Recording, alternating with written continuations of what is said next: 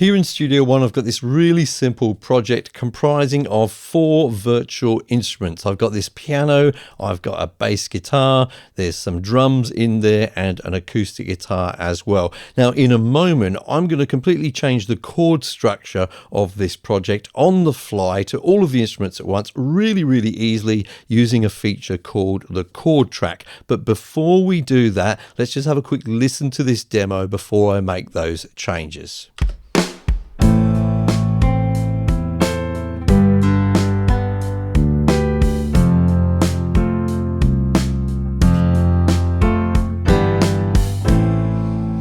Okay, so let's go ahead. I'm going to change this second chord, this G major that we can see here in the chord track. I'll just double click on that. It brings up this chord selector. I'm going to change it to its relative minor, which is E minor here. So I just click on E minor and then we'll play the track again and have a listen to how all of the instruments have changed.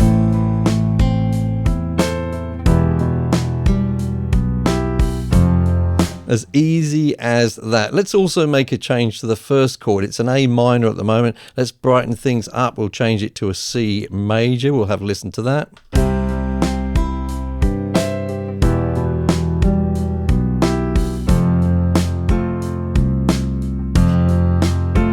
Oh, I want to make a change towards the end there. I'm going to draw in a new chord at the top here. I'll just drag out the chord there. It's an F at the moment, but I'm going to change that to an F minor. So we get a nice sort of sad part at the end. Have a listen.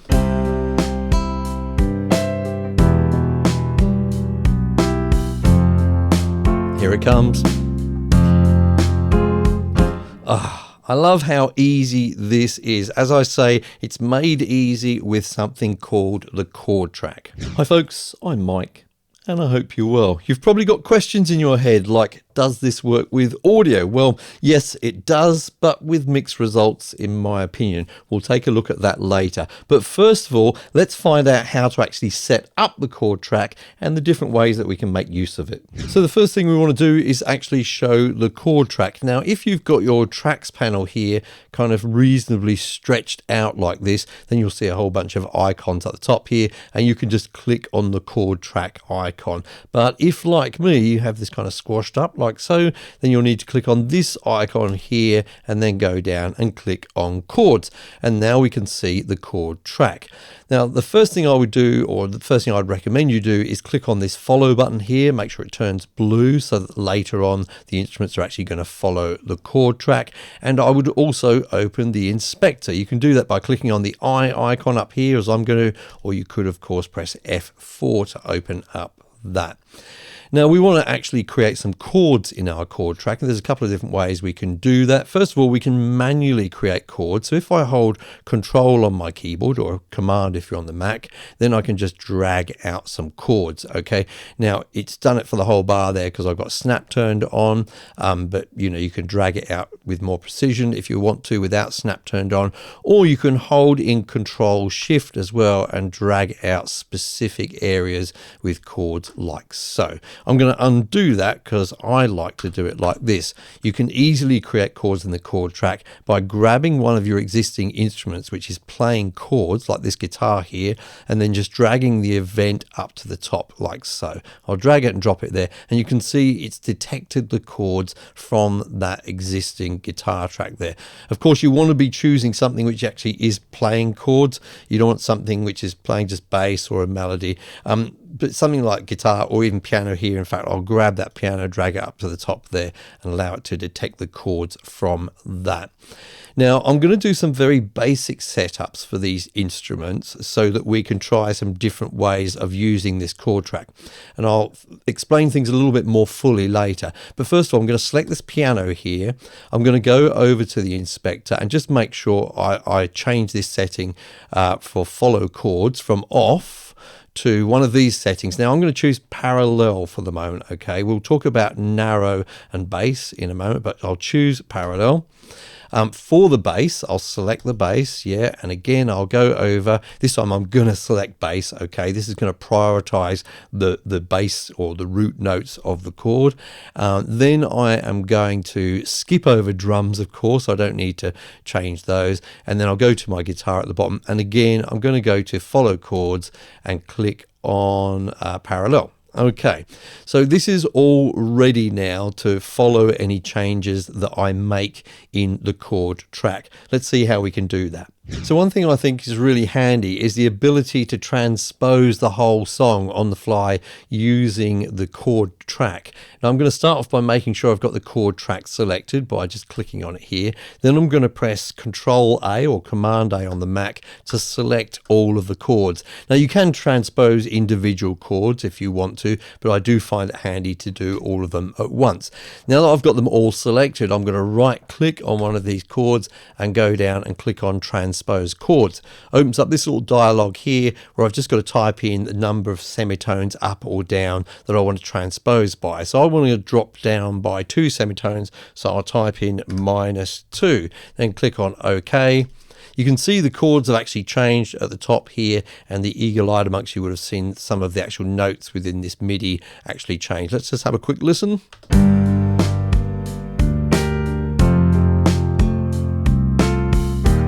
Now, of course, as we saw in the demo, you can actually change individual chords as well, to a different type of chord even. So I'm going to go ahead and double click on this A minor at the beginning here, yeah? And then from this chord selector which opens up, I'm just like the demo at the beginning, I'll choose a C major chord, okay? So I click on C and it's changed it to a C major chord. Let's have a listen.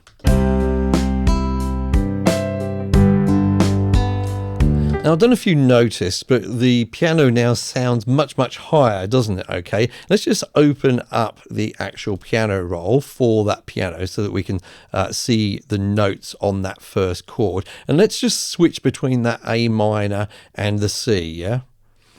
Look at the movement here, yeah? So the same chord structure is there, yeah? This sort of 2 root notes and these triads that we've got here.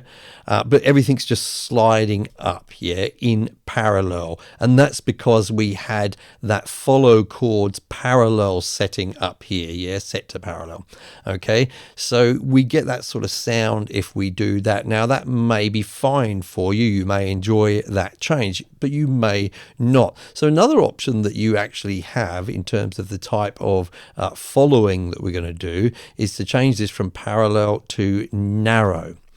Now what's going to happen here is if we've got any notes which are actually in the original chord and in the new chord, then those notes won't actually move. And for other notes, it will just move it to the nearest note, which is in the new chord. So now when I flick between A minor, the original chord, and C, you'll see there's just one note, or I mean 2 notes technically, but one note within the chord is actually changing, okay?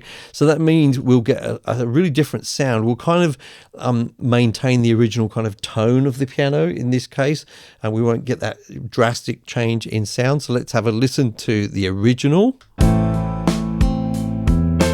And now with C major, but with a narrow chord change.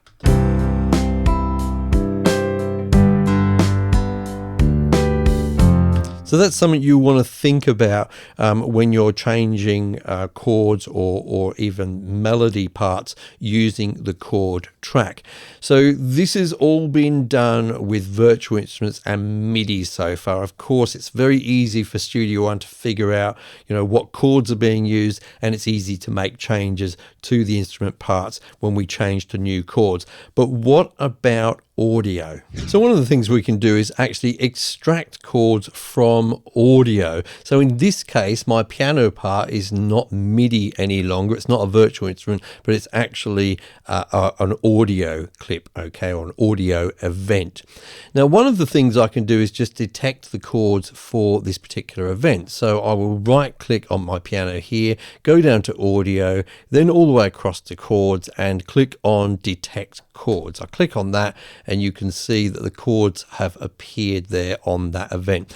Now, if I double click on this to open up the editor, then you can see that those chords are also available here in the editor, and I can click on them and change them, do all that kind of good stuff to them as well. Okay, now I'll undo that. One of the other things that we can do is just grab this piano audio and drag it up to the chord track. We'll do a couple of things there. It will detect the chords, put them up in the chord track, and it also puts those chords down on that event as well.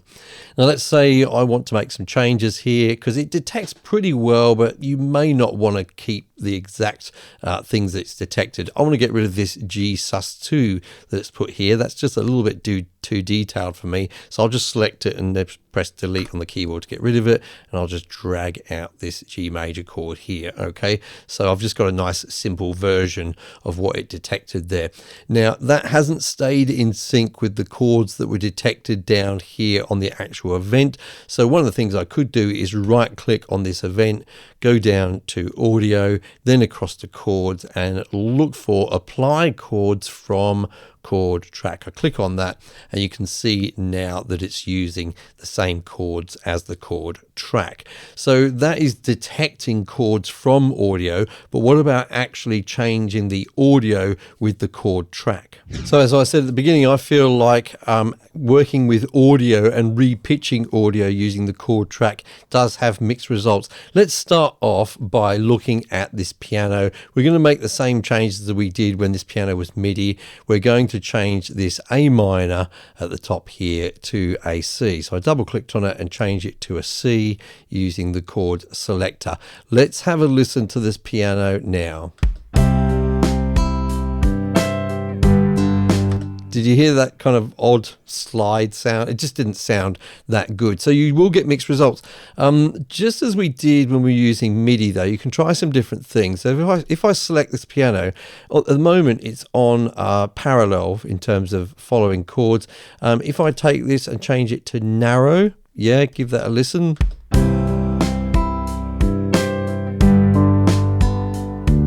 I think that's acceptable within a mix. If you listen to it in solo, you know, there's some oddness still there. So that's why I say it's mixed results, as you might get away with it in a mix. Let's have a look at some of the other options. So we've now got this other option, which is universal. I don't think it's going to work for this piano, but it's worth trying if you're trying to get a better result. Have a listen.